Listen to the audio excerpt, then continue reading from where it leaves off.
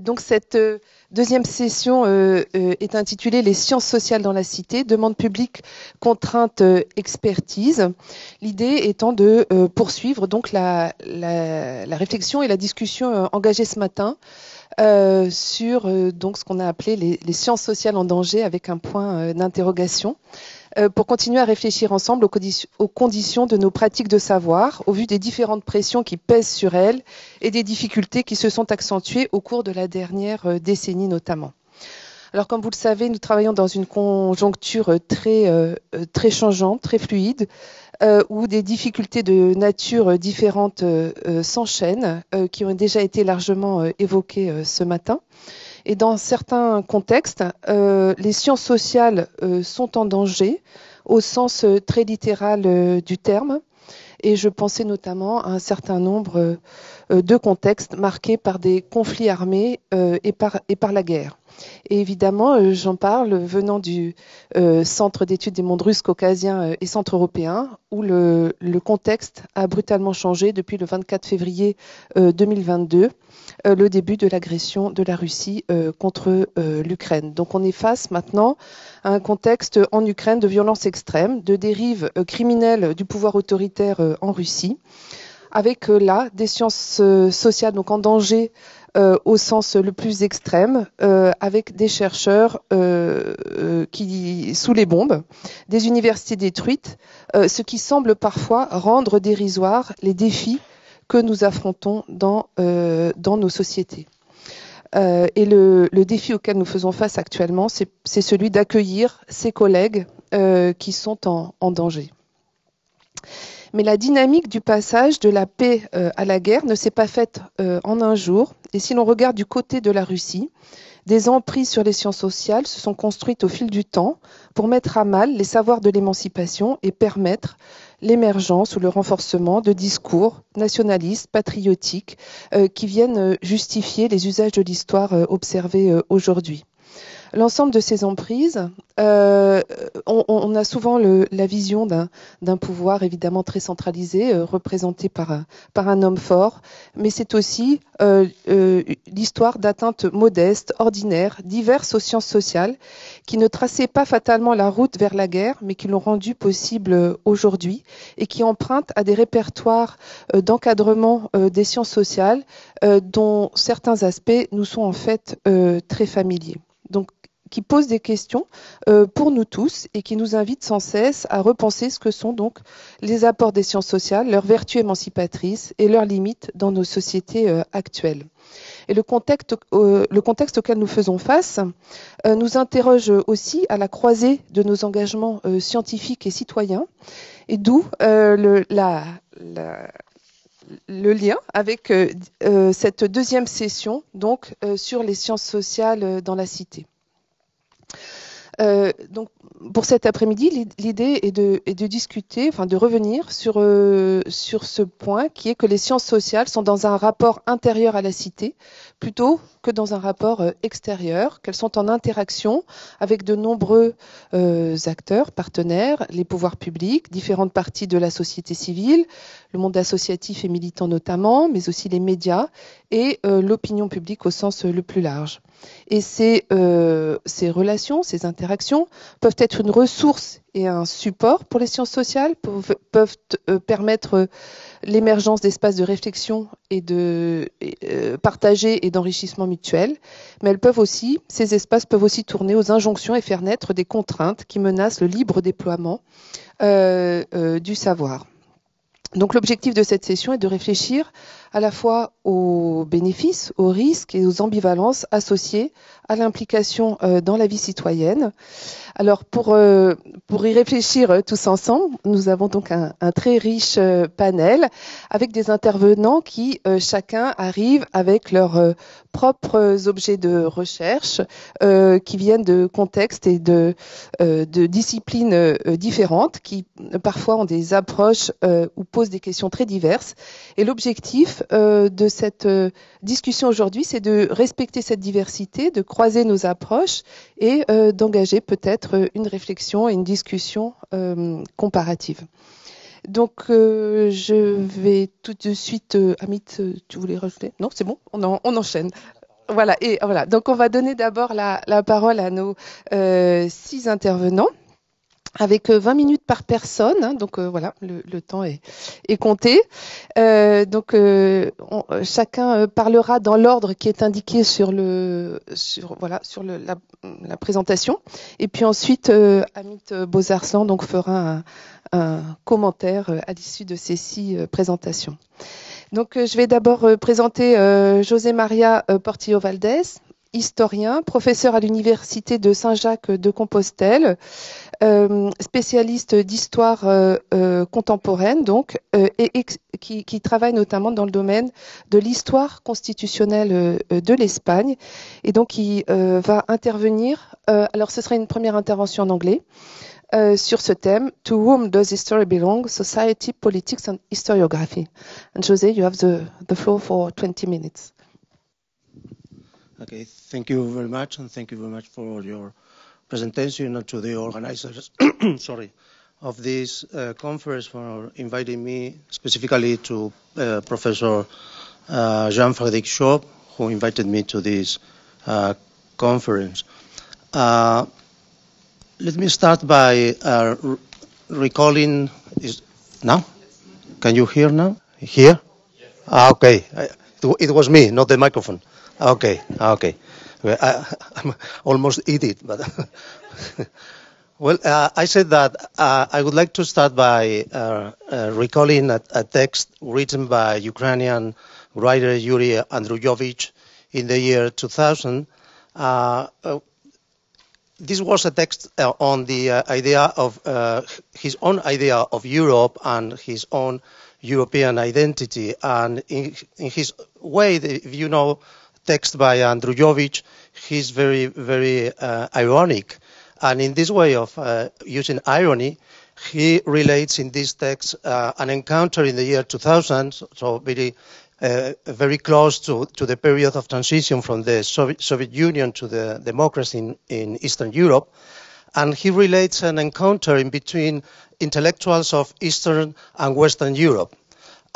He called them, to the Western Europe intellectuals, he called them the happy community. And the Eastern Europeans, among others, were the disgraced communities.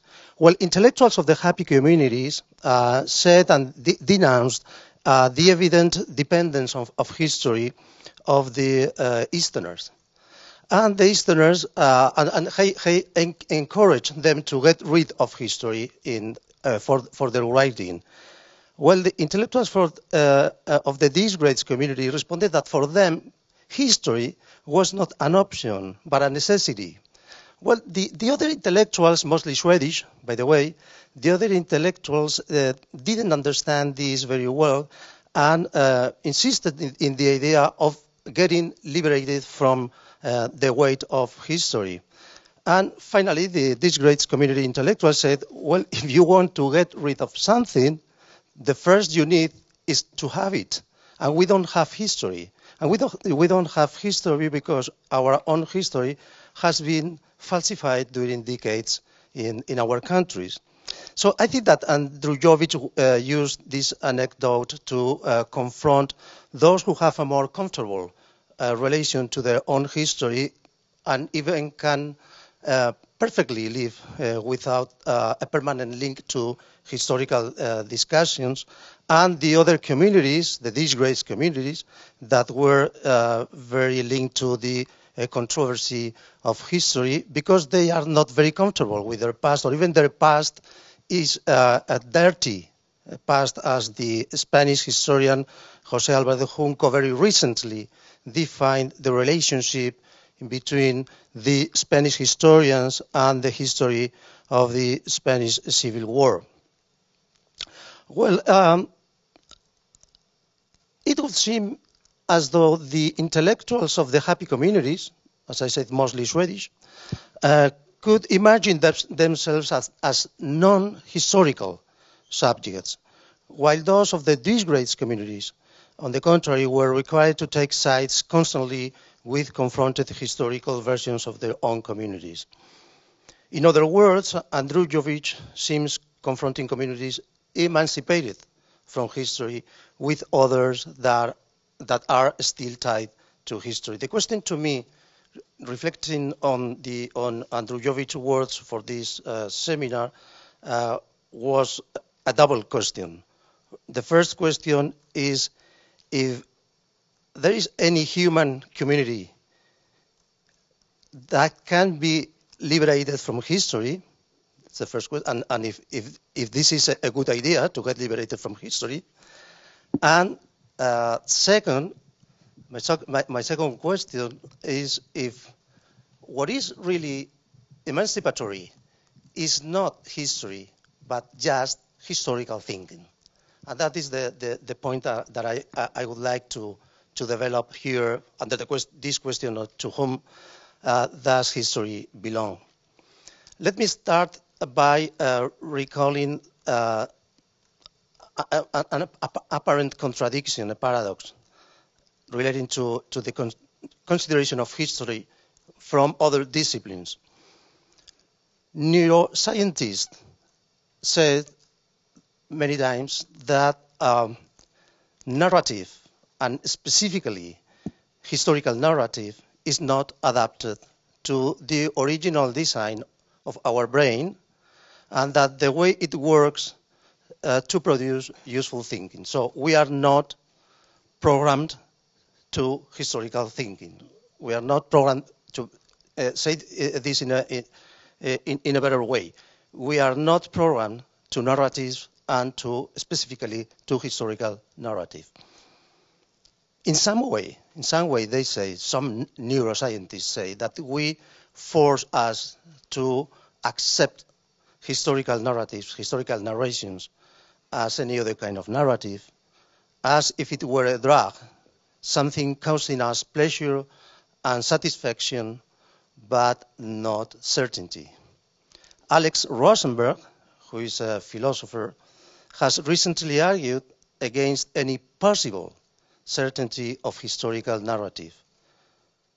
But now, if we ask to a very different field of knowledge, anthropology, and we ask to anthropologists about the meaning of history for human beings, they would say that we are some kind of homo historicus, that we need history to explain ourselves, that we are constantly explaining ourselves through the means of history, the history of our family, the history of our community, the history of our nation. We will open Wikipedia and look for any community. The first thing is the name and the origin of the name, etymology of the name of Spain or England or wherever, and the second is history.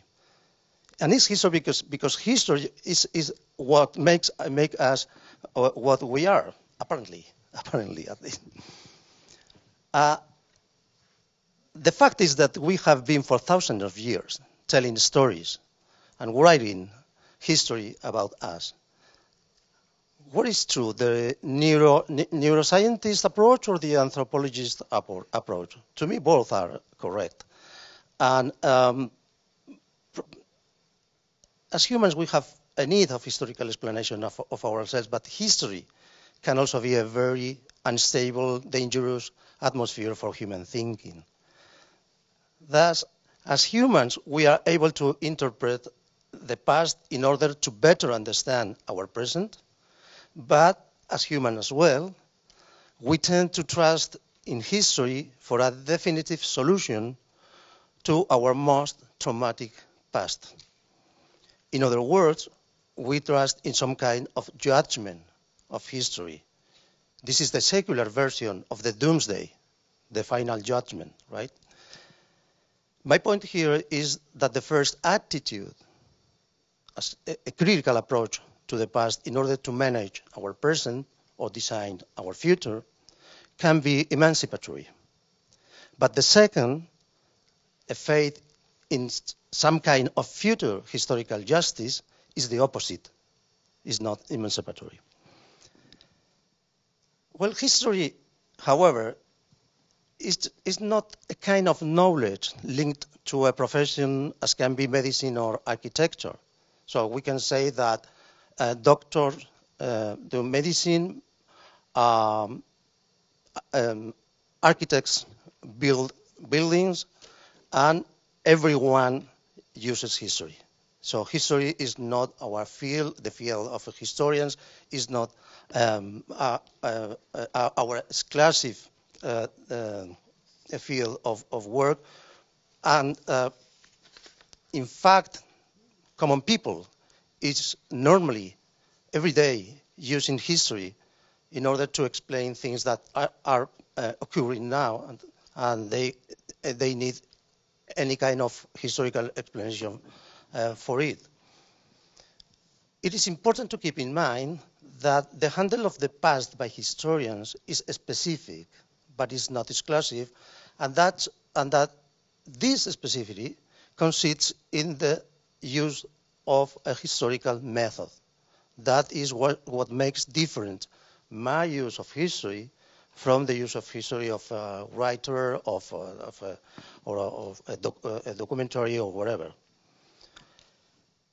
The second idea here is that considering the different approaches to history, professional, fictional, whatever, probably professional history is not the most commonly consumed in our societies. On the contrary, I would say that it is the last resort on a list when it comes to historical knowledge, with fictional treatment at the top, followed by amateur and informational uses of history. Social knowledge about crucial historical events comes more from TV series, this would be the first one, films, novels, documentaries, or informational text and web pages, more than from historiography. The question then is if this constitutes or not a problem, and if any action is required by the part of professional historians.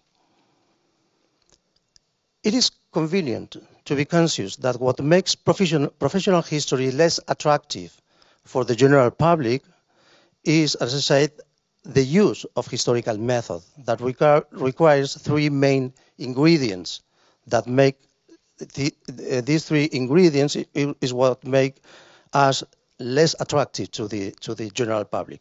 The first one is looking at history as a process in which causality and not coincidence explains its evolution.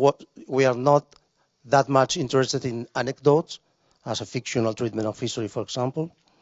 We are more interested in history as a historical process and as an evolution. Using different sources would be the second.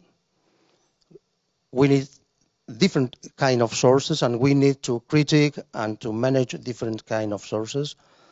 And the last one is that we also need to combine the use of sources with the use of historiography. What other historians said before about these or related points to ours. A fictional or a literary approach to history could avoid perfectly some of the rules of the historical method, and they usually do this. But in return, you never know when they are transiting from history to story. And they very commonly, they do transit from history to story.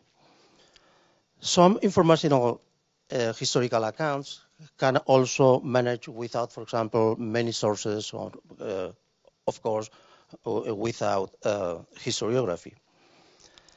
Well, if different approaches to history, from fictional to professional, coexist and many times collaborate, the relationship between society and that kind of historical knowledge produced by historians using their own historical method is more controversial. And I would like just to highlight here a couple of points to finish my talk.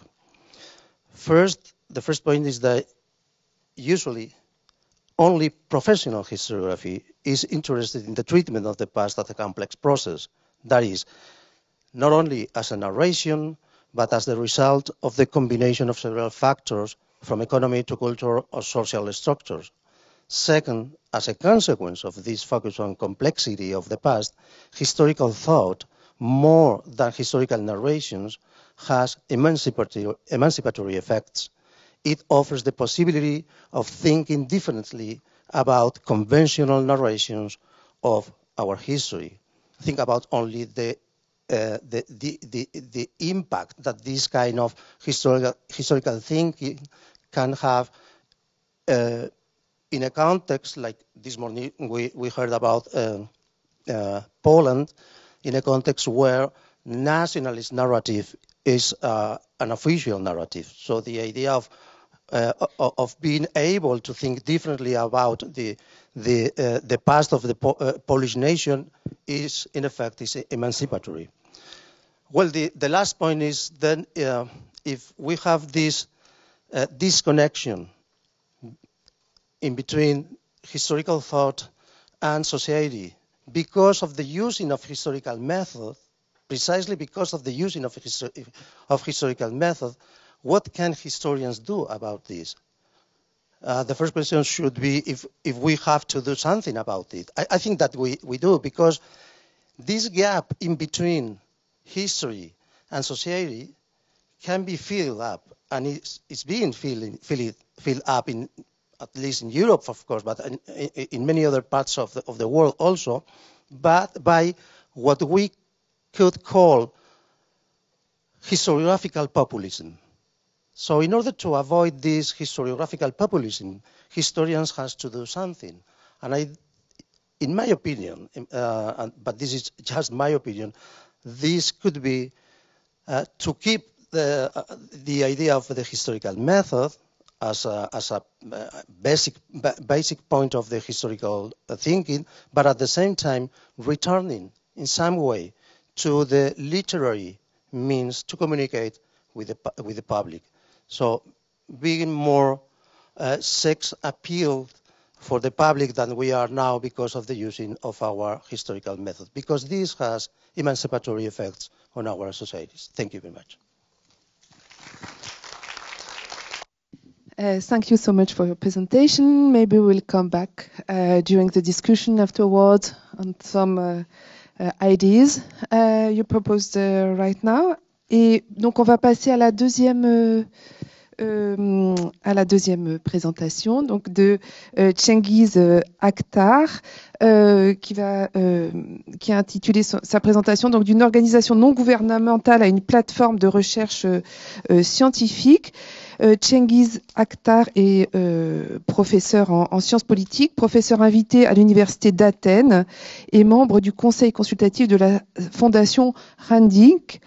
Et il enseigne donc l'histoire des idées politiques dans le 19e siècle ottoman et travaille donc sur les politiques de mémoire. Voilà, donc je vous laisse la parole. Merci pour cette réunion. Bon après-midi, bonne digestion. C'est pas facile les séances d'après-midi. Hein. Eh bien, cette réunion tout à fait opportune, ça nous a donné une petite idée déjà dans la première session. En fait, ça nous a mis l'eau à la bouche. Et on a déjà commencé à discuter des choses qu'on va essayer de couvrir maintenant. Et alors, ce titre, Françoise, ne m'appartient pas. La paternité est à Hamid. C'est lui qui m'a proposé ça, d'une organisation non gouvernementale, une plateforme de recherche scientifique.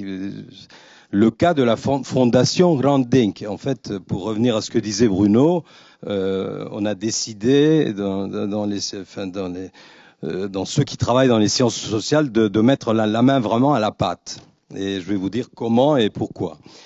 Et je suis donc le conseiller pour les relations internationales. J'ai travaillé et j'ai lancé moi-même, il y a 15 ans, des conférences sur l'histoire catastrophique de la Turquie et de l'Empire ottoman.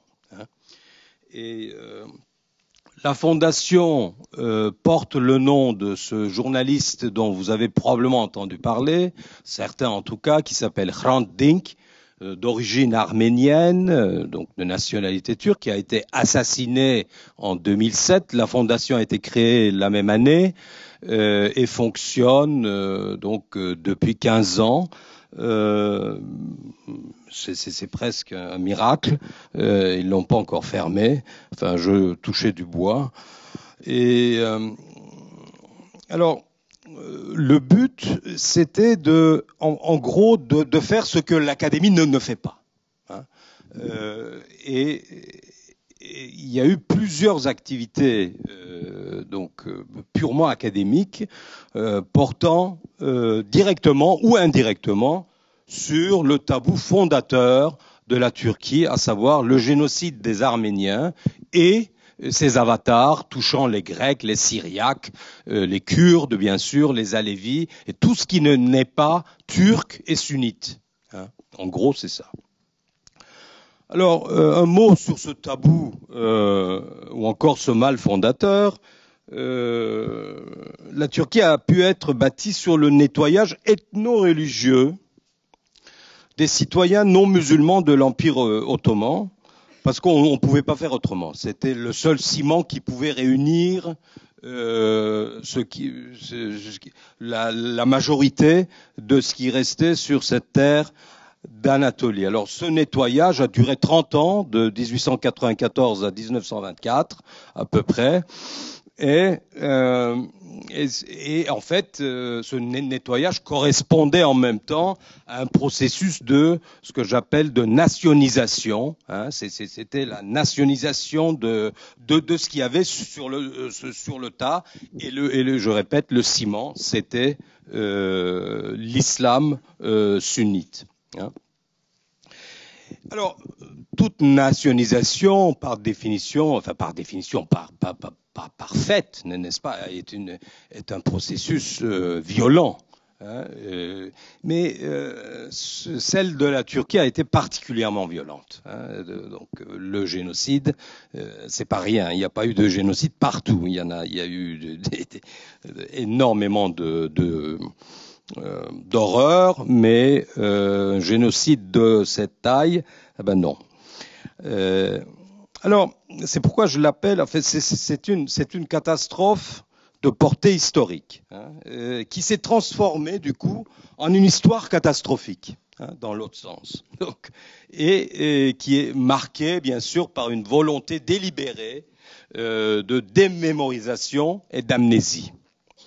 Alors, dans ce sens, la politique historique turque et pour reprendre les formules utilisées dans la première session, est vraiment un musée d'horreur presque ou quasi immaculé, hein, malheureusement. Ou alors un Jurassic Park. On n'en est vraiment pas loin. Et c'est cette histoire catastrophique qui se trouve à la fondation de la politique turque.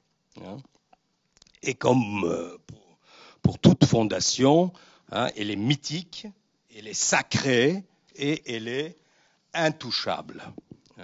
Et à tel point qu'au fil des années, elle s'est transformée en un tabou inexprimable, incommunicable, donc sciemment non élucidé. Hein. Alors, où se situe l'académie dans tout ça? La recherche, la curiosité académique, elle n'a jamais pu passer à travers ce bouclier, les mailles de ce bouclier de déni et de négationnisme. Hein. Alors, l'accès aux archives concernant les génocides est resté largement interdit, mais l'Académie a surtout accepté de jouer ce jeu malhonnête. Et je crois que c'est ça le vrai problème. Hein. Accepter ce cadre strict de la fondation de la politique, ils étaient tout contents pour ignorer simplement tout ce qui s'est passé, tout ce qui relève de près ou de loin à cette catastrophe historique. Hein. Alors c'est vrai que la Turquie n'a jamais eu un parcours exemplaire en matière de liberté académique. Elle a au contraire brillé par ses limitations, par une pratique d'autocensure portant sur de très nombreux sujets tabous de l'histoire, de la sociologie, de la science politique. L'institution de tutelle des universités qui existe depuis le dernier coup d'État de 80 ne se privait pas d'envoyer des oukases, des instructions aux chercheurs, enfin aux dirigeants des universités, du genre encourager des études de 3e cycle de doctorat sur l'origine turque des Kurdes, par exemple. Ou encore initier des recherches qui réfutent les affirmations arméniennes par rapport au génocide. C'était donc des instructions, hein, en bonne et due forme. Alors, du coup, alors à l'index de la liberté académique dont parlait Yannicka Spanagel ce matin, la Turquie est en queue de peloton. Hein. Elle est dans le dernier groupe, le groupe E, avec la Corée du Nord, la Syrie, le Sud-Soudan et le Zimbabwe. Voilà. Donc, c'est pas... Alors, je rejoins ici un peu Marie Fouladi qui posait la question de la légitimité de la collaboration entre institutions de recherche de pays du groupe A, justement, de cette même liste de liberté académique, et celle des pays comme l'Iran ou la Turquie. Ça, je pense que c'est un vrai problème sur lequel on ne réfléchit pas assez, sans parler des think tanks occidentaux, dans lesquels il y a plus de tanks que de think, qui fonctionnent plutôt comme des faire-valoir pour ce genre de régime. Voilà, malheureusement. Par exemple, la Turquie participe au programme Horizon, Horizon, enfin, c'est des milliards, ce programme pluriannuel de la Commission que vous connaissez tous, eh bien, participe parce que est toujours considéré comme pays candidat à l'Union européenne, alors que c'est fini depuis belle lurette. Eh bien, d'autres institutions de recherche européennes travaillent avec leurs collègues, mais sans jamais toucher au tabou. Jamais. Alors, je continue un peu dans la description de cette pauvre académie turque. Bon, elle fait figure vraiment de cas extrêmes, en tout cas dans cette région proche, pour deux raisons. D'abord, la première structurelle, elle est due à sa désinstitutionnalisation. L'académie turque, elle est désinstitutionnalisée, elle est complètement asservie et elle est presque liquidée. Alors, après le soi-disant coup d'État, tentative de coup d'État, on l'appelle, de juillet 2016, 15 universités ont été fermées, comme ça, sommairement. Quelques 9000 enseignants ont été mis à la porte, et certains, il y en a qui vivent et donc enseignent en France, mais pas seulement. Et ceux qui n'ont pas pu trouver de boulot une fois à la porte, eh ben ils sont condamnés à la mort civile. Ils peuvent même pas ouvrir de compte en banque. Alors Erdogan, donc s'enorgueille à chaque fois qu'il parle des universités, ça lui arrive pas souvent, de 209 universités, dont 131 publiques, il n'y en a pas une qui sont qualifiées dans les classements internationaux, mais bon, ça c'est... Alors la seconde raison est idéologique et c'est en rapport avec notre sujet. Donc elle renvoie à la démission de l'Académie, devant les faits et les mythes fondateurs de la République dont je parlais à l'instant. Et les travaux de la fondation en question s'insèrent justement dans ce créneau qui est laissé entièrement vacant, et cherche, comme celle de quelques autres structures non gouvernementales. Il y a par exemple cette fameuse Fondation de l'Histoire, qui est une initiative totalement privée d'historiens qui pouvaient pas fonctionner au sein de l'université et qui ont choisi de créer une fondation à part pour faire de l'histoire, pour faire de la recherche historique. Donc cette fondation-là, c'est pareil. Alors, les travaux se sont concentrés sur donc des recherches, enfin des réunions tout à fait scientifiques et se sont concentrés sur ce que, je répète, l'Académie n'en voulait pas.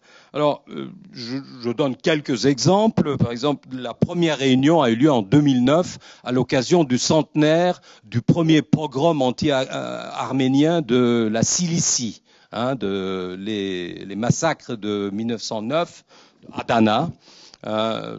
Mémoire et identité à l'occasion de ce pogrom. 2 conférences internationales portant sur l'histoire sociale et économique d'un siècle critique, 1838-1938, de 2 régions qui ont particulièrement souffert du génocide. Et curieusement, on a pu tenir ces conférences sur les lieux du crime, c'est-à-dire à Mardin et à Diyarbakir. Mardin plutôt pour les Syriaques et Diyarbakir pour les Arméniens. Donc, et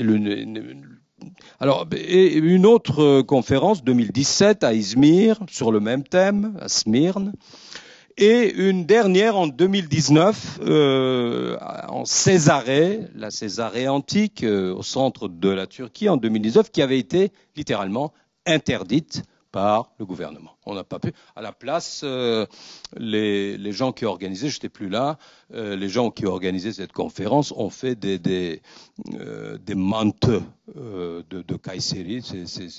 C'est un mets très particulier, très spécifique à cette région. C'est des espèces de raviolis. Ils ont distribué au public, voilà, des manteux de Kayseri.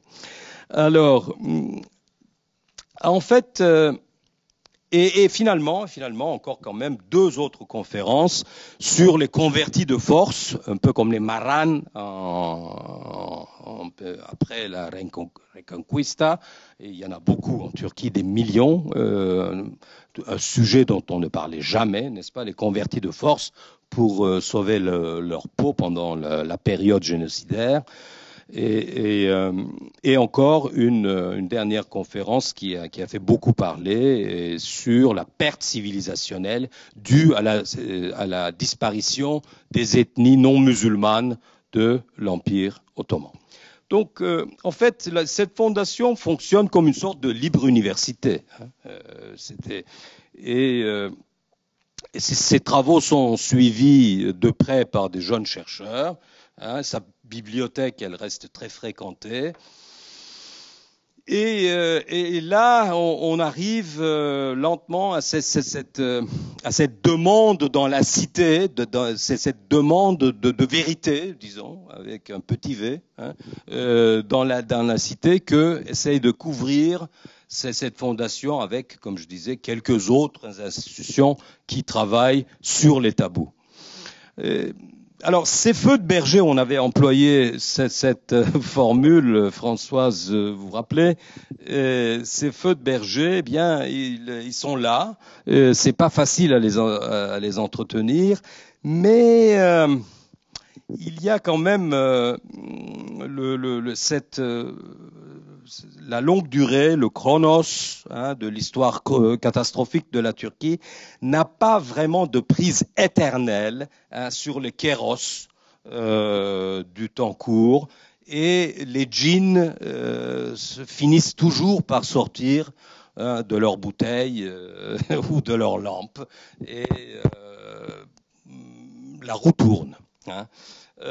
Alors finalement, ce travail de mémoire qui est initié donc par les travaux de cette fondation, Brandink, qui a été mon ami, eh bien fonctionne comme un paratonnerre en fait, contre la perversion historique qui rend souvent la guerre possible.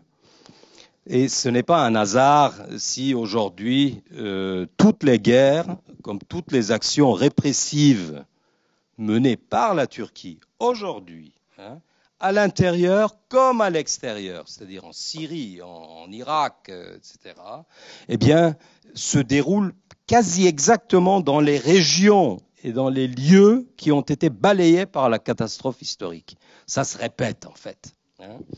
Et on peut faire, je pense, la même observation pour l'Ukraine.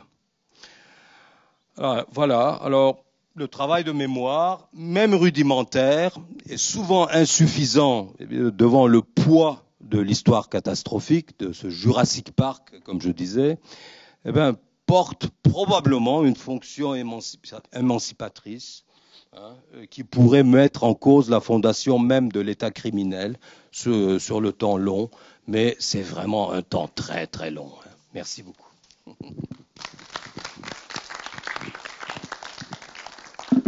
On va continuer ce tour de table. Je vais passer tout de suite la parole à Catherine Goussef, qui va aussi, je pense, évoquer un autre cas qui est celui donc de la Russie. Catherine Goussef est historienne, directrice de recherche au CNRS, membre du CERSEC, donc le Centre d'études des mondes russes, caucasiens et centre-européens. Et ses travaux portent sur l'histoire politique et sociale de l'Union soviétique. Elle s'est surtout beaucoup intéressée à la question des migrations internes et internationales. Et elle a notamment beaucoup travaillé sur les réfugiés russes de la Révolution et de la guerre civile. Elle a travaillé aussi sur les déportations de population des territoires annexés par l'URSS après la Seconde Guerre mondiale.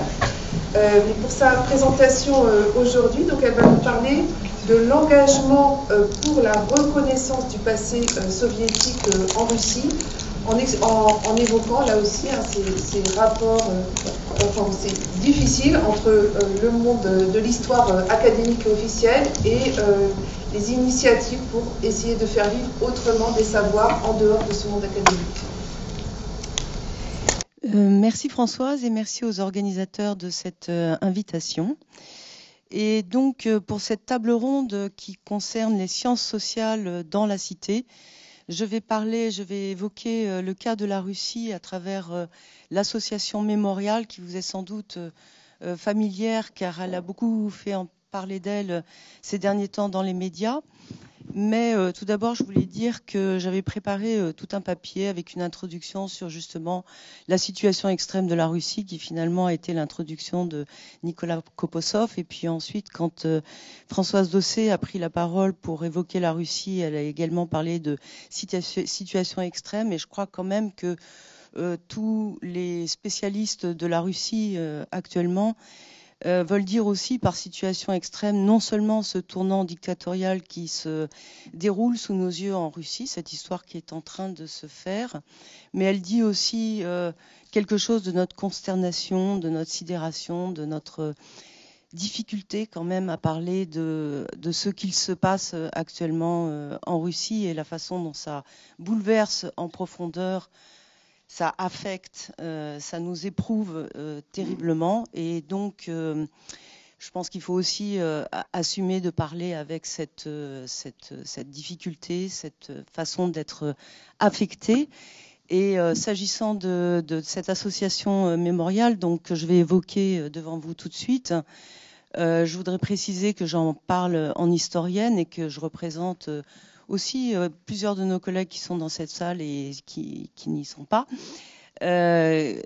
pour dire qu'effectivement c'est aussi l'histoire d'un compagnonnage avec nos amis historiens russes depuis 30 ans et finalement cette évocation à faire en tant qu'historienne, elle consiste à parler du temps de l'espérance, de la perestroïka, du sentiment d'un développement, du sentiment d'une histoire qui va de l'avant, et finalement pour se retrouver aujourd'hui confronté à un sentiment de retour. Alors on sait bien qu'en histoire, on le dit, c'est la première chose on peut dire à nos étudiants, c'est que l'histoire ne se répète pas.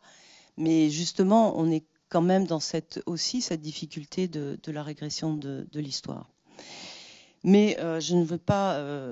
Donc, je parle comme historienne pour avoir utilisé, participé aux travaux de Mémorial. Et puis, je parle aussi en tant que l'une des membres fondatrices de l'association Mémorial France, qui a été créée en 2020 justement pour relayer l'action de Mémorial en Russie et qui s'était constituée comme filiale, une filiale qui évidemment ne peut plus exister aujourd'hui pour la bonne raison que l'association Mémorial a été officiellement liquidée et je reviendrai en conclusion sur la situation actuelle de Mémorial.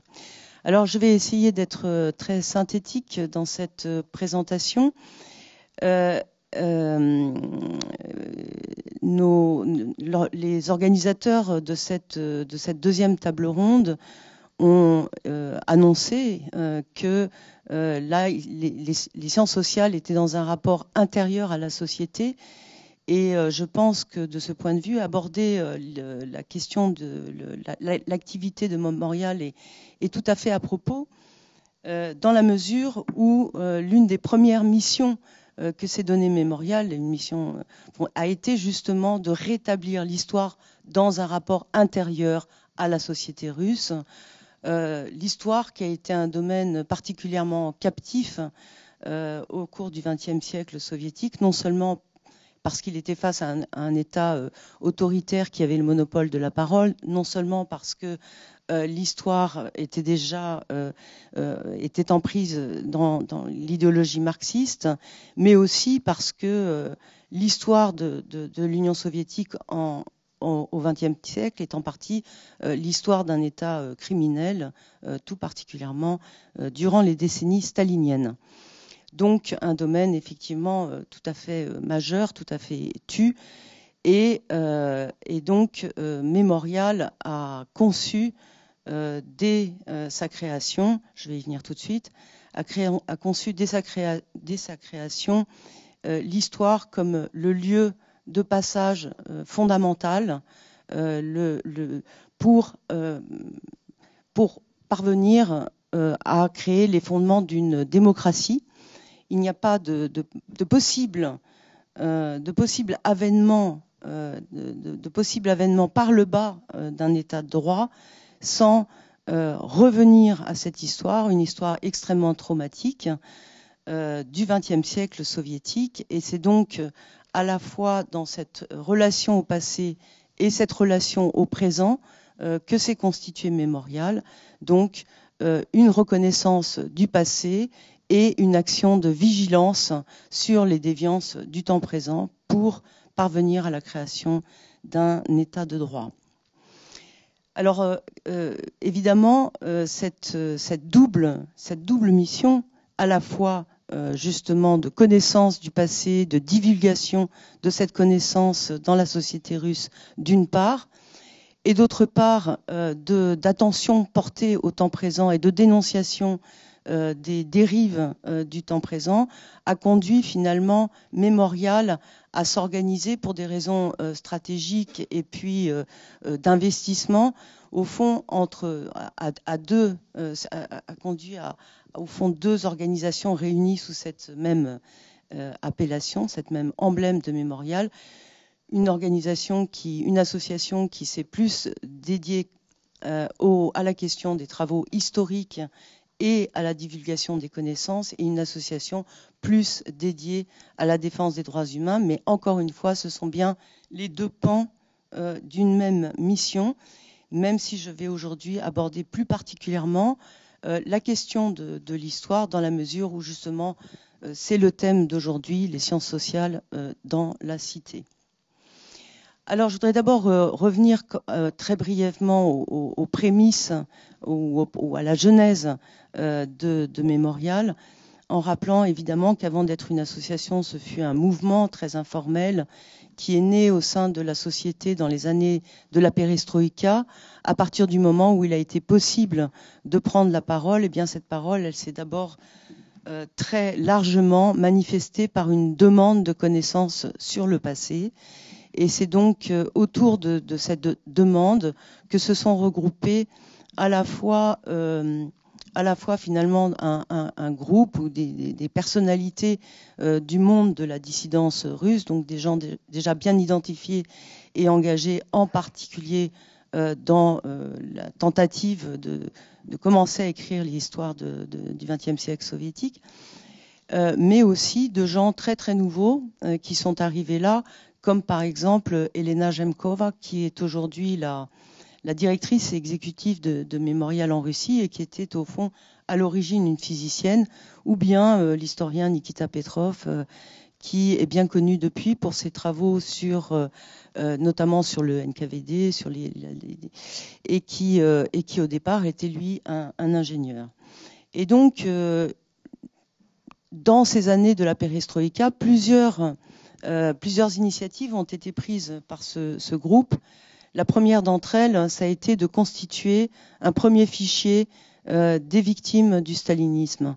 Et finalement, donc, dans cette idée de réincarner l'histoire, et finalement, d'abord, de penser la réparation par le simple fait de nommer, d'identifier chacune des personnes qui a été victime des violences, en particulier des violences staliniennes.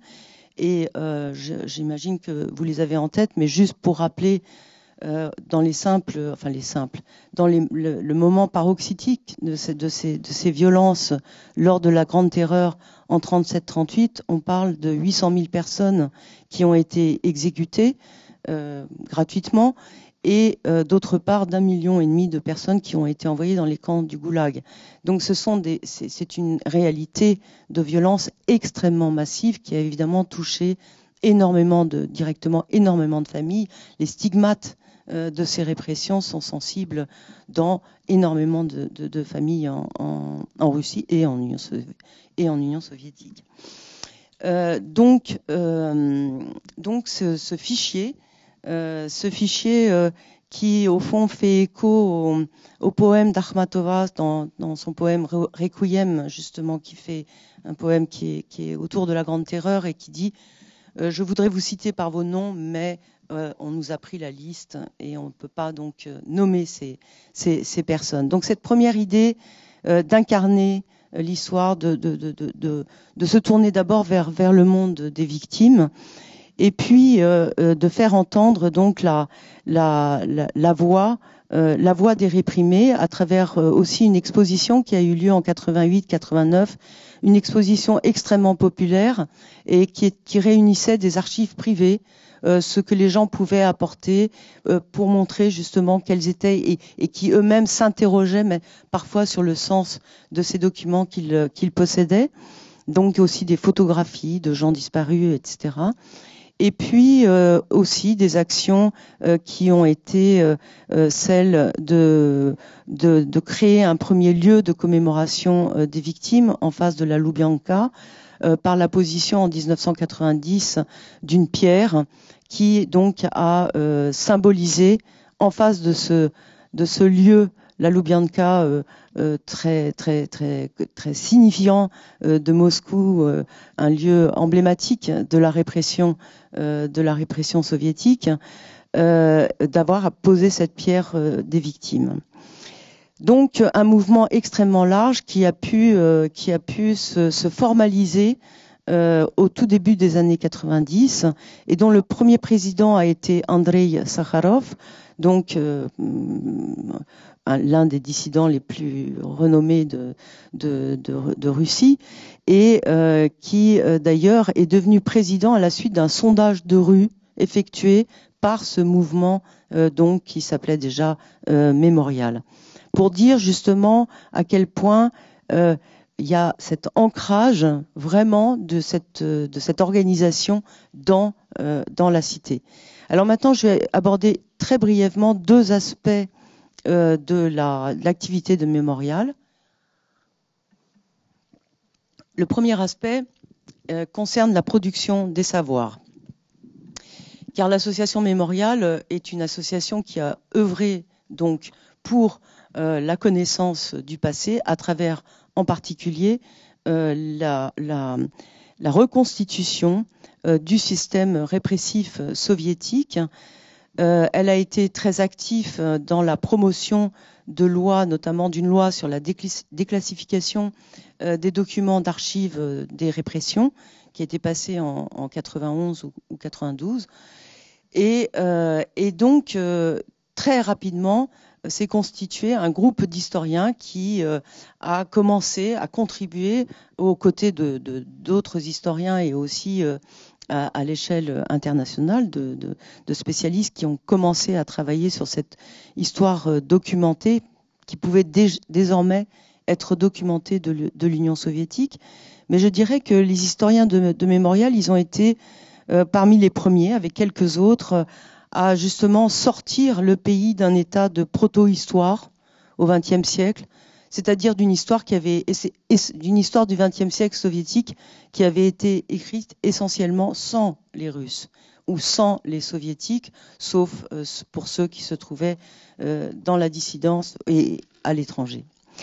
Et donc, cette production des savoirs, elle s'est manifestée par toute une série de travaux sur l'histoire du goulag, sur l'histoire du personnel du NKVD, sur l'histoire des déportations.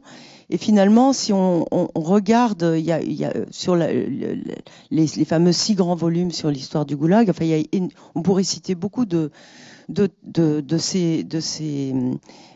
ces ouvrages qui ont été des outils extrêmement importants pour les historiens et qui le restent, des outils extrêmement importants pour les historiens et qui finalement, quand on essaye d'en dresser la liste, on voit que la tendance dominante, ça a été quand même de reconstituer l'histoire de cet État répressif, l'histoire de l'appareil bureaucratique, l'histoire du système de commandement, l'histoire de la mise en œuvre de la Grande Terreur, l'histoire des grandes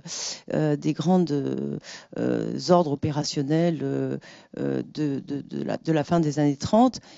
Donc une histoire avant tout encore une fois, une histoire avant tout de l'État. Et j'insiste sur cet aspect-là parce qu'il me semble intéressant de le mettre en contraste avec un autre aspect qui concerne plutôt la question de la divulgation des connaissances, parce que évidemment, aux côtés de ce travail d'investigation, de ce vrai travail, enfin de ce grand travail historien qui a commencé dans les années 90, il y a eu parallèlement un travail très important de collecte de documents privés, et il y a eu un travail, une réflexion très importante de savoir justement comment divulguer les connaissances et puis comment susciter le désir en fait de questionner le passé, de chercher les traces. Et là, je voudrais évoquer aussi très rapidement quelques actions pérennes qui ont été mises en place par Mémorial. Alors, la première d'entre elles à laquelle je pense et pour laquelle j'ai toujours beaucoup d'affection, c'est l'organisation de ces concours à destination des lycéens et des étudiants qui a été mis en place à partir de la fin des années 90. Un concours annuel donc qui invite, soit de manière collective, soit de manière individuelle, les jeunes de Russie à aborder un des pans de leur histoire, de l'histoire de leur région, et plutôt sous le biais justement de ce qui a été subi au cours du XXe siècle soviétique, et avec le principe de publier les lauréats de ces concours chaque année. Donc il y a plusieurs volumes qui existent aujourd'hui, évidemment, de ces concours de Mémorial, de ce désir de transmettre, un désir de transmettre finalement l'appétence et la curiosité pour le passé et une manière justement à travers son évaluation de pouvoir s'émanciper. Une autre action de Mémorial, alors qui se situe plus dans un cadre commémoratif, enfin tout se situe aussi dans un cadre commémoratif, a été l'organisation à partir de 2007 du principe chaque 29 octobre, jour commémoratif des victimes des répressions, d'organiser des rassemblements où chacun lirait au moins une biographie d'une victime, le nom et la biographie d'une des victimes de la Grande Terreur stalinienne ou d'autres répressions. Et donc cette manifestation a lieu tous les ans. Elle peut être organisée par Mémorial, mais finalement il y a eu énormément de relais en Russie qui ont fait que cette coutume, cette commémoration ritualise aussi le souvenir du passé soviétique. On pourrait mentionner aussi l'organisation de ces dernières adresses, de ces pierres qui mentionnent le nom des victimes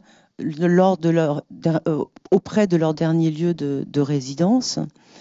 Et puis enfin, évidemment, il y a tout un aspect très important qui est celui de l'élaboration de lieux de mémoire, le plus souvent sur des charniers de la grande terreur stalinienne. Et là, je pense évidemment à Sándor Mór, parce que vous avez peut-être lu ce livre qui est sorti très récemment, je crois au début de l'année ou l'an passé, qui justement raconte la manière dont des historiens de mémorial ont pu mettre à jour l'un des plus grands charniers de Carélie. La Carélie, c'est une région limitrophe de la Finlande, et pour cette raison-là, en tant que région frontalière, une région qui a été particulièrement touchée par la Grande Terreur, mais c'est aussi une région qui était une région proche, en tous les cas, qui était sur le chemin de l'un des plus grands camps, du premier des grands camps soviétiques, des Solovki, sur la mer Blanche, et puis aussi cette région de Carélie par laquelle est passé le chantier de construction de canal mer Blanche, et qui donc, à ce titre, a été aussi l'un des grands chantiers du Goulag. Et donc, vous imaginez qu'à la confluence de ces trois réalités, eh bien, c'est aussi une région qui est malheureusement une région de grands charniers. Et l'un d'entre eux a été découvert donc par la convergence de travaux de différents historiens de mémorial. Et s'agissant donc de ce lieu, je voudrais mentionner juste deux choses. La première chose, c'est que effectivement, c'est l'un des plus grands lieux de mémoire en Russie, parce que c'est un lieu très internationalisé. Il se trouve que justement, il réunit les dépouilles de très nombreux représentants des élites intellectuelles, pas simplement de la Russie, mais de toute l'Union soviétique. Donc c'est un lieu qui, depuis évidemment l'effondrement de l'Union soviétique et le début des années 2000, où il a acquis sa notoriété, eh bien, est un lieu justement de l'internationalisation de cette ancienne réalité soviétique où les anciens se retrouvent désormais. Enfin, depuis 2014, les Ukrainiens n'y sont plus présents, notamment. Donc, mentionner cette dimension, et puis d'autre part, évoquer aussi, parce que c'est étroitement associé à l'histoire de ce lieu, évoquer le destin de l'un des principaux architectes de ce lieu de mémoire, qui est l'historien Youri Dmitriev, dont vous avez peut-être aussi entendu parler parce que il a été donc arrêté, jugé, libéré, et puis finalement réarrêté, jugé, rejugé en appel. Enfin, c'est une histoire qui dure depuis 2016, et il est finalement aujourd'hui condamné à 15 ans de relégation dans une colonie à régime sévère. Donc c'est on peut dire, l'un des historiens qui manifeste avec quelques autres, justement, qui incarne au fond le destin dans sa version la plus tragique de Mémorial aujourd'hui. Alors j'en viens maintenant justement très rapidement aussi. J'en viens donc à la situation qui est celle de Mémorial, pour évoquer évidemment la série d'agressions, la série d'attaques dont a été victime Mémorial, qui date pas d'aujourd'hui, qui date plutôt depuis la mise en place de ce discours historique poutinien qui justement ce n'est pas que Poutine, ce n'est pas que le régime russe actuel en tant que tel censure le fait de parler du passé, c'est qu'il cherche à le lisser et que de toute façon il est tourné avant tout vers la glorification, tout ce qui peut servir la glorification de la Russie. Alors évidemment, cette dimension du passé traumatique stalinien n'est pas dans l'horizon poutinien. Mais évidemment, donc l'organisation mémoriale est avant tout a été stigmatisée à partir du milieu des années 2000 par cette nouvelle loi sur les agents de l'étranger, les organisations non gouvernementales agents de l'étranger parce que recevant des financements de l'étranger, et donc qui ont été dans cette injonction finalement de porter ce stigmate, parce que c'est véritablement un stigmate au cœur de la société russe, de porter ce label dans toutes les formes de leurs activités. Et c'est à ce titre-là qu'à partir de novembre 2021, la Cour suprême de Russie a demandé la liquidation de l'organisation mémoriale comme n'ayant pas respecté finalement toutes ces exigences de labellisation de son activité. Donc juste un argument totalement dérisoire, si on peut dire, d'autant que justement Mémorial a tenté de se conformer à ces injonctions. Et donc finalement, ce qu'on voit depuis novembre 2021, c'est à quel point cette exigence vis-à-vis de Mémorial et puis tout ce que ça a entraîné a finalement été l'un des signaux très importants du tournant auquel on assiste depuis le 24 février dernier en Russie. Alors évidemment, face à cette situation, que disent les membres de Mémorial? Eh bien, la première chose qu'ils disent, face aussi à cette guerre qui, même si elle n'est pas forcément suivie, et reste quand même en Russie majoritairement une guerre consentie, eh bien, les représentants de Mémorial aujourd'hui disent que c'est une raison, qu'il n'y a pas de raison d'abandonner, que évidemment cet aspect consenti de la part de la société met Mémorial face à un défi redoublé, justement pour ce qui est de la conscience historique, tant Poutine utilise et tord le discours historique pour justifier justement cette guerre. Alors, bien sûr, ceux de Mémorial en Russie disent que de toute façon, quelle que soit l'interdiction, ils ne vont pas cesser leur activité, dans le sens où ils ne vont pas cesser de produire, d'être ce lieu de production de connaissances. Et là, il y a de toute façon un large matériau à faire. Mémorial est aussi, comme je l'ai dit, rassembler d'immenses collections d'archives d'État, mais d'archives privées aussi, beaucoup. Donc ce n'est pas les matériaux qui manquent. Dans cette phase en cours de liquidation, en fait, ils continuent leurs activités à destination du grand public, comme par exemple les visites qui sont organisées dans les lieux de répression à Moscou. Mais pour combien de temps encore, on ne sait pas. Et puis on voit la situation à Moscou, mais l'on sait que par exemple aujourd'hui même, Mémorial de Yekaterinbourg fait l'objet d'une perquisition et que l'un de ses membres a été arrêté. Donc voilà, c'est une histoire qui est en cours, qui est en suspens. Mais ce sur quoi je voudrais peut-être achever cette présentation, c'est sur la situation finalement de ceux qui sont partis, très nombreux de Mémorial qui ont quitté la Russie, et finalement ceux qui sont partis, ce sont les plus jeunes, car Mémorial s'est renouvelé de génération en génération, et donc il existe une jeune génération de Mémorial, mais c'est avant tout elle qui a quitté la Russie, et avec évidemment cette immense inconnue de savoir comment continuer le travail de Mémorial de l'extérieur, qui est vraiment pour aujourd'hui le grand sujet de réflexion, et qui donnera lieu bien sûr à des concrétisations, mais aussi qui pose la question du lien à maintenir entre l'intérieur et l'extérieur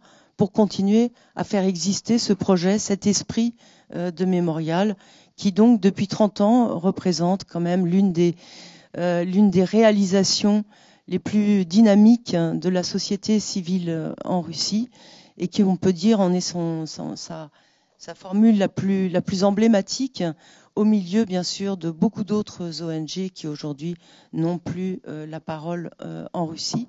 Mais donc, encore une fois, je voudrais insister sur cette génération qui quitte la Russie, qui arrive à nos portes, et pour laquelle, évidemment, notre soutien est plus que jamais exigé. Merci.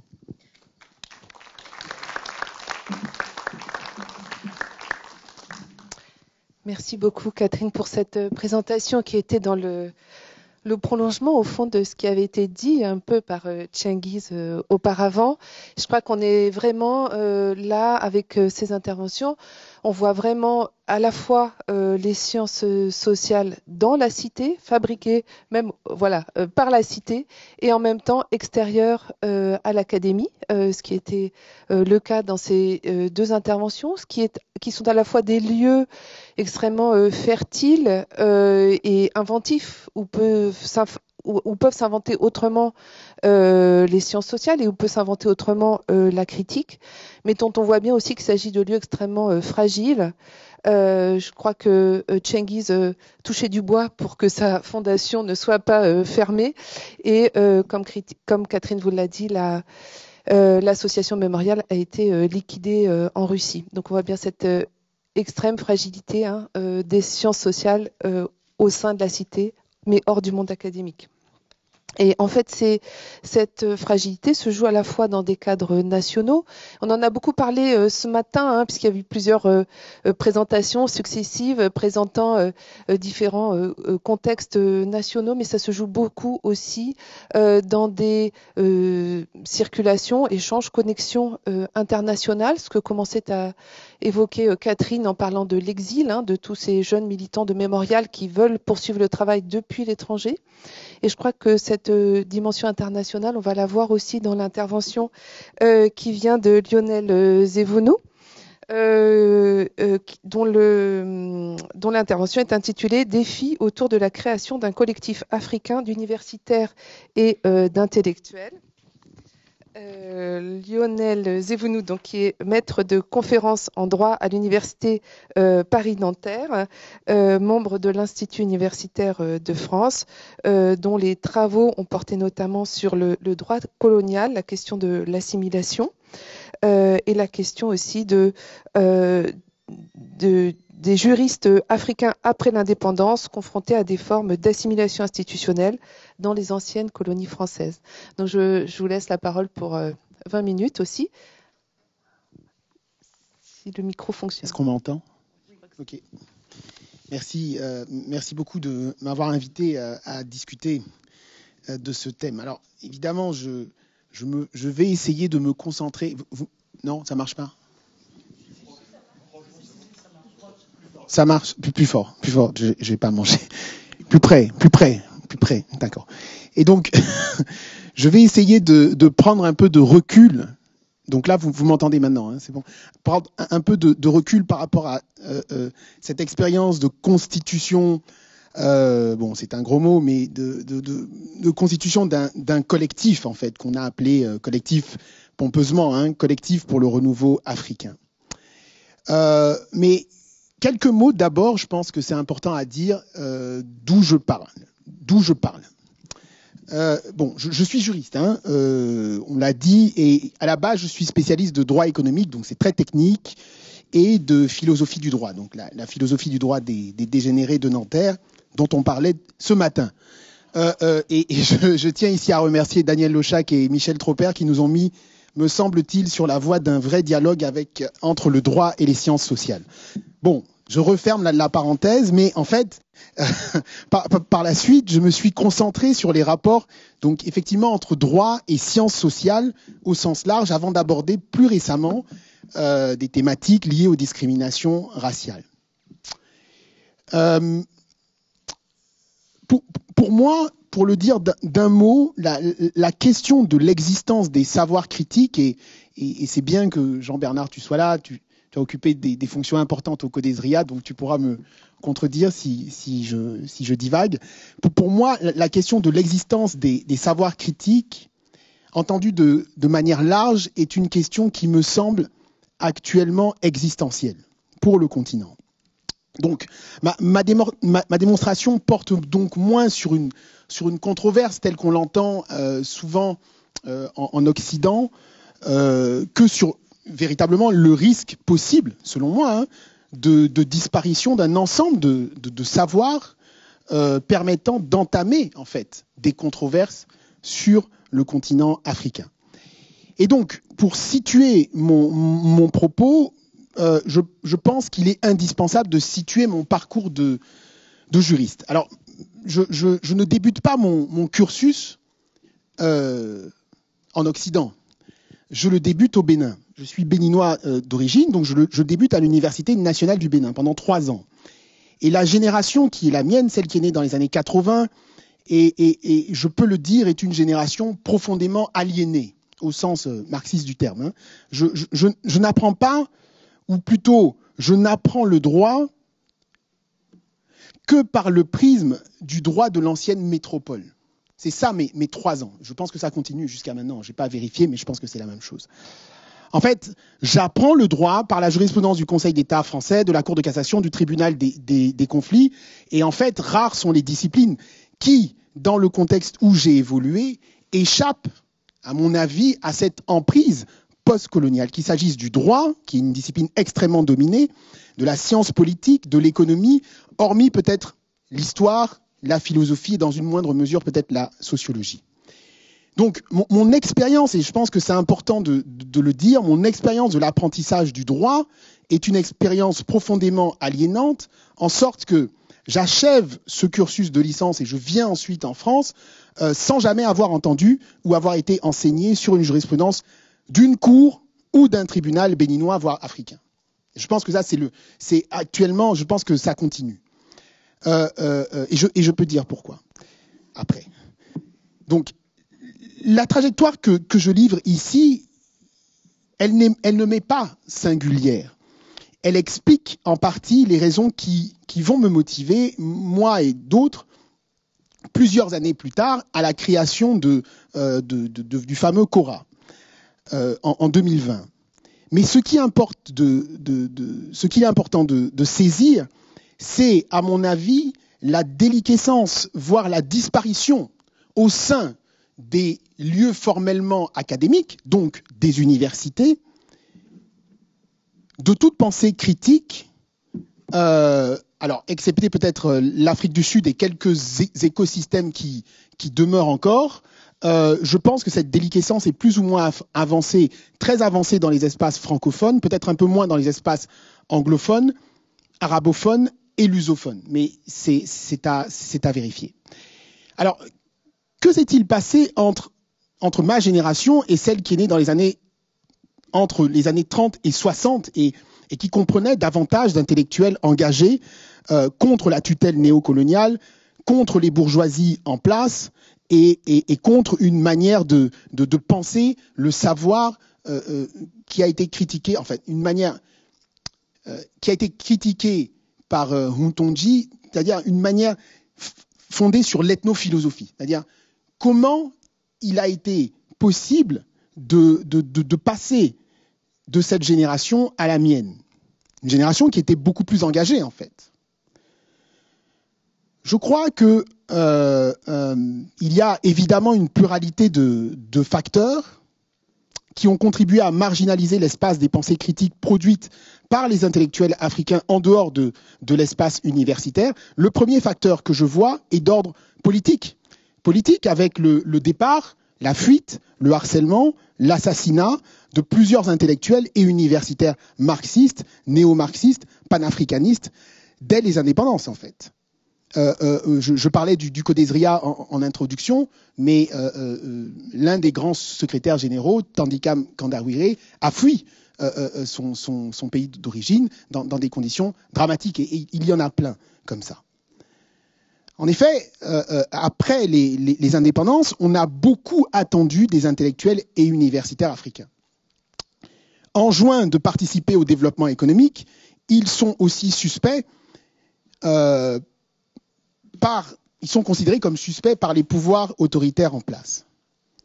certains universitaires ont été en effet complices de ces pouvoirs. Il en a résulté pour les opposants et la pensée critique un exil massif, soit en Afrique, soit plus largement à l'étranger. Et donc, les années 70 à 90 constituent les années par excellence de publication de nombreux écrits qui réclament en fait le respect des libertés universitaires et qui mettent à jour les effets délétères combinés des systèmes de répression, mais aussi, on le dit moins, enfin on le dit moins, mais on le sait, beaucoup d'intellectuels africains le savent, de managérialisation des sciences sociales qui commencent en fait en Afrique dès les années 70.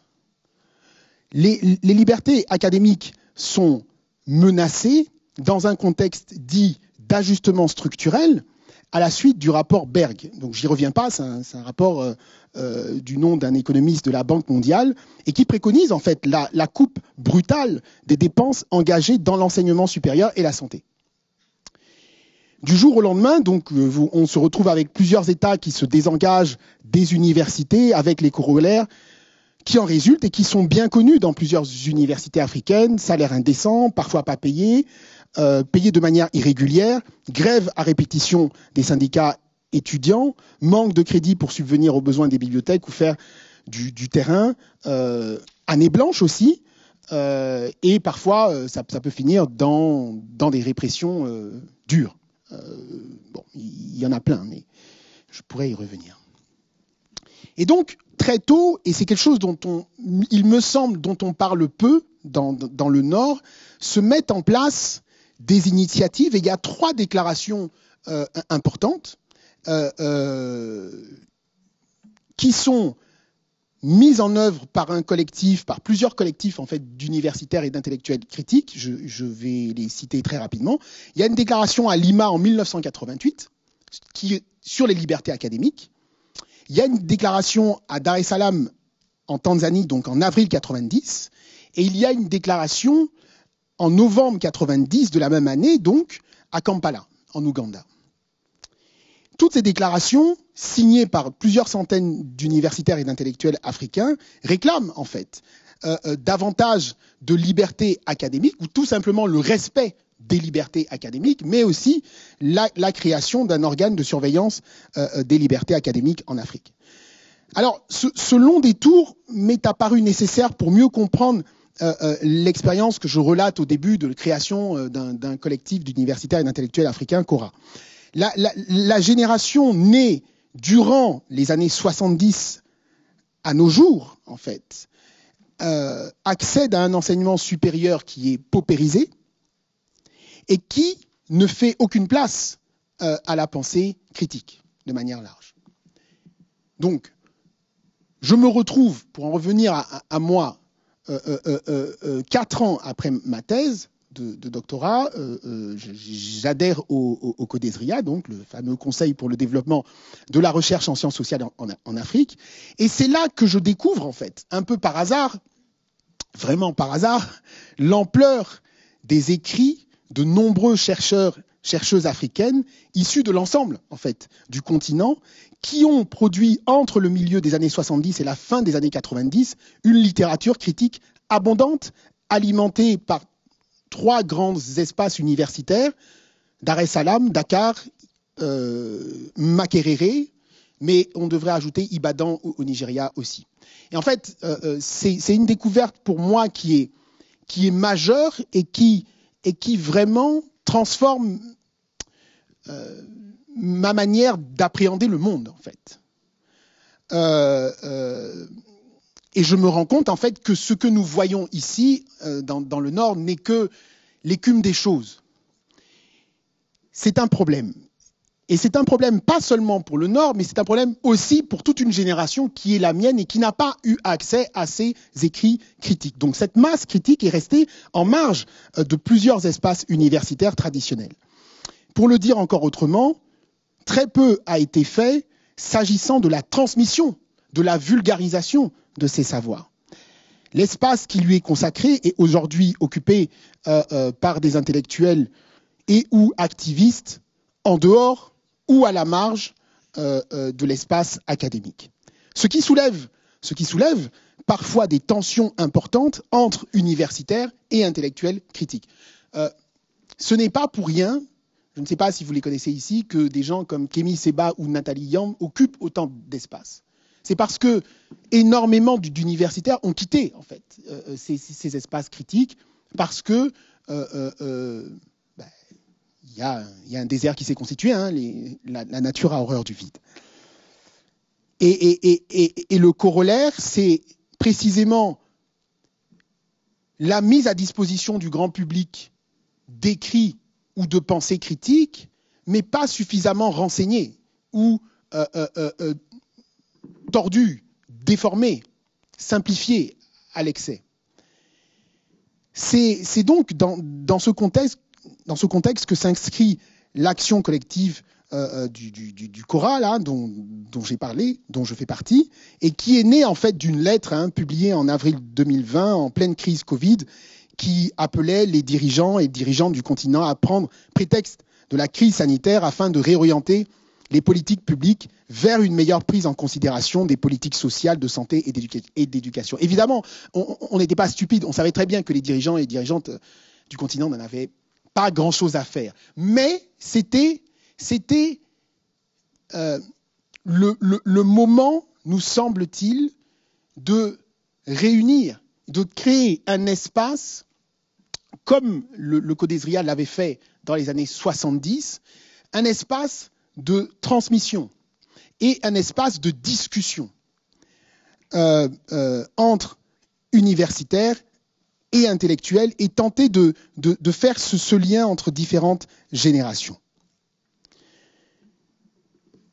En d'autres mots, est-ce qu'il était possible de construire par-delà nos différences, parce que ces différences se sont accrues, on n'est plus de la génération de mes parents où tout le monde a fait ses études ici, tout le monde se connaît, enfin les Sangors c'était comme ça, tout le monde se connaissait, tout le monde a fait des études dans le même endroit, aujourd'hui tout le monde est à peu près éclaté, ce qui aggrave à mon avis, enfin pas ce qui aggrave, mais ce qui génère des tensions encore peut-être plus grandes qu'une génération qui nous a précédés. Et donc, le défi qui était le nôtre était de savoir s'il était possible de construire par-delà nos différences, nos trajectoires, quelque chose de commun pouvant permettre de se réapproprier l'objet Afrique. Et se le réapproprier dans les termes qui étaient propres à nos perspectives respectives et qui ne sont pas nécessairement celles partagées au nord. Donc cette lettre a suscité un grand enthousiasme au sein de plusieurs réseaux d'universitaires et d'intellectuels anglophones, francophones, arabophones et lusophones. Mais je crois que cet intérêt peut s'expliquer doublement. D'abord par, je crois, un affaissement et une bureaucratisation du Codesria après les années 2000. Et on n'a pas suffisamment abordé cette question d'un point de vue intellectuel. Je crois que ce qui s'est passé au terme des années 2000, après le départ de Achille Mbembe, c'était aussi un débat entre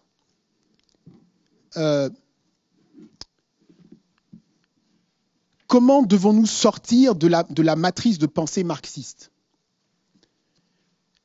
Certains ont estimé qu'il fallait jeter le bébé avec l'eau du bain et mettre les deux pieds dans le post-colonial.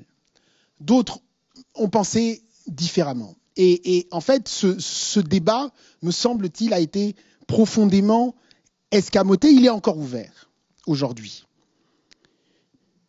Ensuite, et c'est la conséquence logique en fait de la première explication, parce que, à mon avis, il manque cruellement d'espace, d'échange continental, de diffusion, de publication, de publicisation de ces différents courants critiques dont j'ai parlé, que l'on peut retrouver, en tout cas qui se sont agrégés au sein du Codesria entre les années 70 et le début des années 2000, de ces différents courants intellectuels marxistes, néo-marxistes, panafricanistes, afroféministes, etc.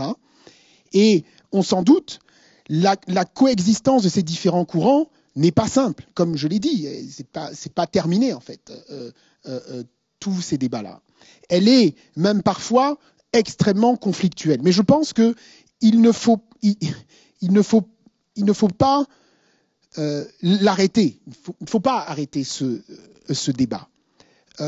Pour autant, je crois que l'enjeu principal aujourd'hui est de parvenir à créer non seulement un espace de dialogue entre ces différents courants critiques, mais aussi former une génération qui, encore moins que moi en fait, a pu bénéficier de ces travaux, de la lecture de ces travaux. Cet enjeu est vital pour la construction d'un champ académique continental, si on y croit, si on y croit. Et moi j'y crois. Naturellement, cet espace doit aussi être ouvert à nos collègues du Nord, et sur ce point, il n'y a pas d'exclusive.